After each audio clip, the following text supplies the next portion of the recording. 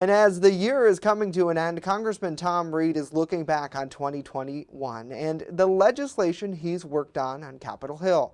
Next year, he's not seeking re-election after 6 terms following sexual misconduct allegations made against him earlier this year. Our Washington, D.C. correspondent Rachel Knapp reports.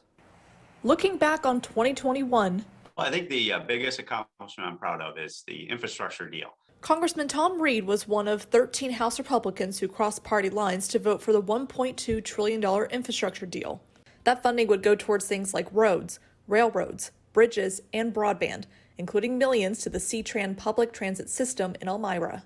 That bipartisan deal that put $1 trillion plus into America's infrastructure. And I'll tell you that was a bipartisan compromise bill that is going to make huge dividends of improvements for America going forward. But earlier this year, a former lobbyist went public with sexual misconduct allegations against Reed from an incident in 2017. In a Twitter statement, Reed apologized to the woman, his family, and his constituents, saying in part, "I hear her voice and will not dismiss her," and added that he plans to dedicate my time and attention to making amends for my past actions.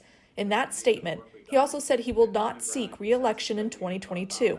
As the new year approaches, he says his top priority remains taking care of his constituents in the Southern Tier. We just crossed 21,000 cases that we've impacted, real families, real people, in regards to the assistance we offer them, in regards to being in office, being a voice on their behalf. And so in 2022, that will continue to be the top priority, is to make sure that the folks that we represent have a voice in Washington, D.C. In Washington, D.C., Rachel Knapp reporting.